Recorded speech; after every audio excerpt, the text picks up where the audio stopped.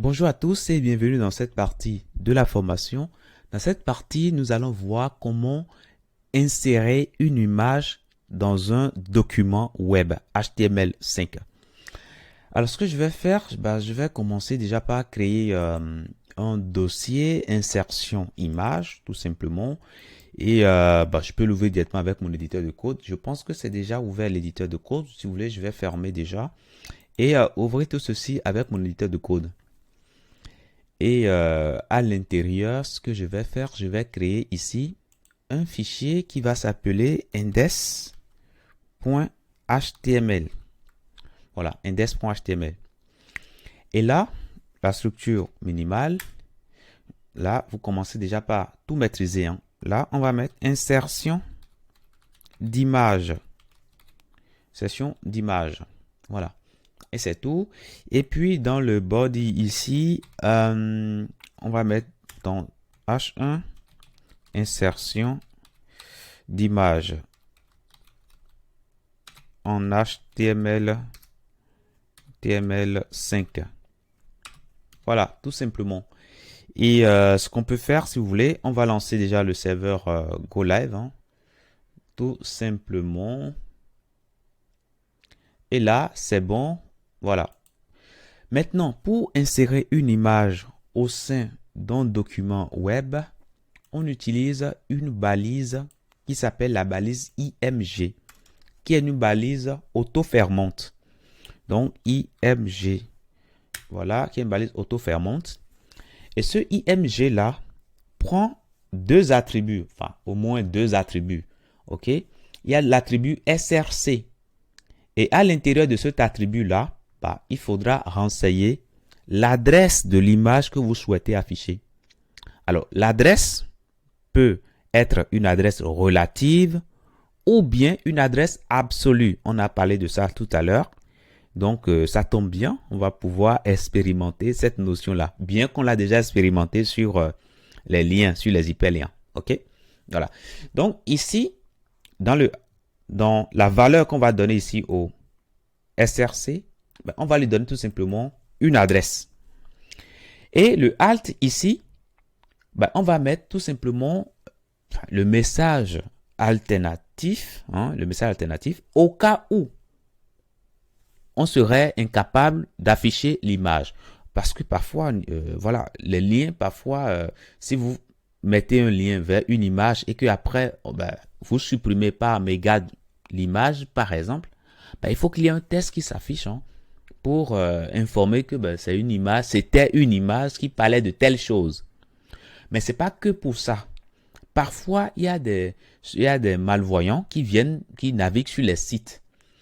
Et donc, si vous ne mettez pas de alt, vous ne mettez pas un message alternatif, ceux-là ne peuvent pas, déjà, ils ne peuvent pas voir l'image, mais ils ne peuvent pas écouter ce qui est là. Vous voyez, ils ne peuvent pas écouter la description de votre image. C'est pourquoi les deux attributs là sont obligatoires. Ça, c'est obligatoire, sans quoi il n'y a pas l'image. Et ça également, c'est très important, notamment pour le référencement, puisque si les moteurs de recherche, les moteurs de recherche qui afficheront votre site suite à des recherches, s'ils ne trouvent pas cette balise altère sur votre page, ils ne positionnent pas forcément votre page correctement. Ok, donc il faut commencer par le mettre correctement. Donc on va commencer déjà. Alors on va commencer par les adresses qu'on appelle les adresses absolues. Les adresses absolues, on peut les retrouver directement sur Internet, hein. Voilà. Imaginez que je vais sur Internet et je cherche par exemple chaussures. Attention, chaussures. Voilà, chaussures tout simplement. Qu'est-ce que je vais voir? Je vais sur... alors, attendez, j'irai sur image ici. Voilà, image. Et là, je vois énormément d'images, hein. Je vois beaucoup d'images. Voilà, je vois pas mal d'images. Je suppose que cette chaussure-là, cette image-là me plaît par exemple, hein. Ou bien ça, par exemple, je peux cliquer dessus pour voir. Quand je clique dessus, ça m'affiche ici l'image. Vous voyez, ça m'affiche l'image. Je peux faire un clic droit dessus et puis copier l'adresse Voilà, copier l'adresse de l'image. Vous voyez ça? Copier l'adresse de l'image. Voilà, je peux copier tout simplement. Et une fois que j'ai copié, je reviens ici au niveau de mon site et je mets ici l'adresse. Donc, je viens là, CTRL V pour coller. Là, je viens de coller tout simplement l'adresse absolue de l'image. Maintenant, je vais mettre ici une description. Donc, chaussures, voilà, tout simplement. Voilà. Alors, c'est très simple, mais ce qui est recommandé, c'est d'apporter plus de détails pour que celui qui lise cela puisse comprendre vraiment ce qu'il y a sur l'image. Donc là, je peux tout simplement faire CTRL S pour enregistrer. Et lorsque je reviens ici au niveau de mon site, alors attention, on n'a pas lancé le serveur de... Alors, je vais cliquer sur là et cliquer à nouveau. Et là, ça va lancer le serveur. Voilà, vous voyez, je vois que ça m'affiche bien l'image. Mais c'est parfait ça. Imaginez que je vais afficher une autre image. La procédure ne changera pas. Hein. Je viens sur là, je viens sur cette image-là par exemple. Bon, là, ça va me rediriger sur le site. Je ne veux pas aller forcément sur le site. Voilà, je prends ça par exemple. Ou plutôt ça, pourquoi pas. Alors, ça, c'est bien. Je vais simplement prendre ici l'adresse également. Et je reviens ici au niveau de mon site.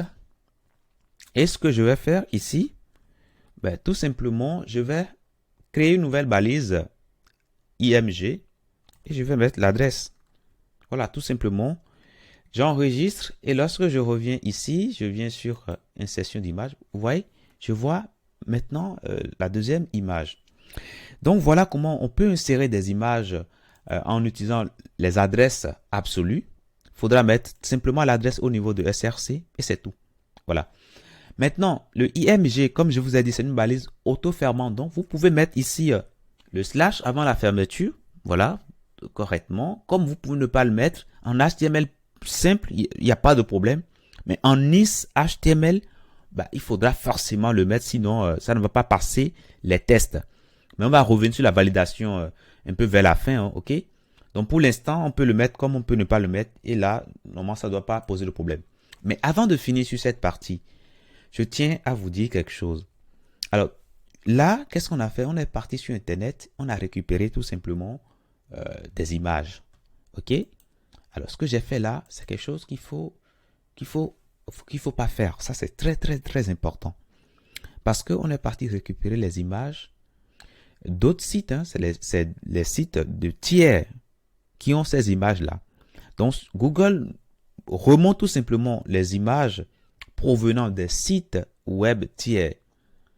Et nous, on l'utilise directement. C'est très grave en ce sens que si demain, le responsable de ce site-là, par exemple, qui est le responsable de cette image, il souhaite nous poursuivre en justice, il va le faire d'autorité. Puisque les images, nous, ne nous appartiennent pas. Vous voyez, on est parti prendre des images qui appartiennent à d'autres personnes, à d'autres entreprises.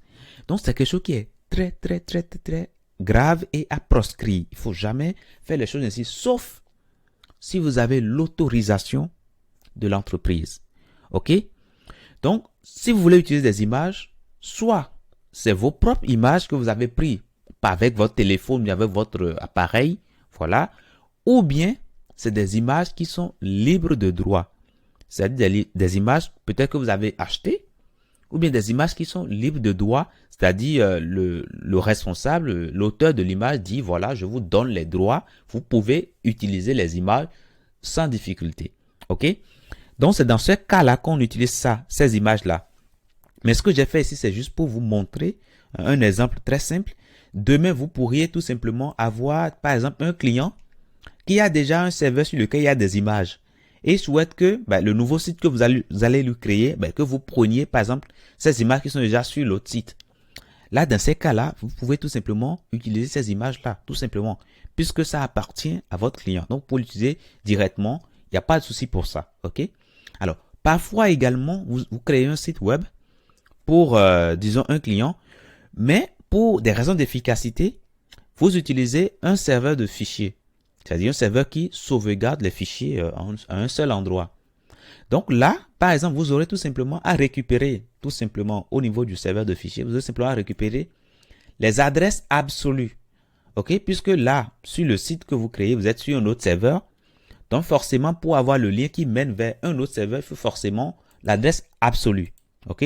C'est quand vous êtes au sein du même serveur que vous pouvez utiliser des adresses relatives. Mais là, si vous sortez déjà de votre serveur, il faut une adresse absolue. Donc, c'est dans ces cas-là qu'on utilise l'adresse absolue. OK? Donc, voilà ce que je tenais à vous dire dans cette partie. Nous allons continuer dans la prochaine partie en regardant comment on peut utiliser, comment on peut afficher des images en utilisant des adresses relatives. Donc, je vous dis merci d'avoir suivi cette partie et à tout de suite dans la prochaine.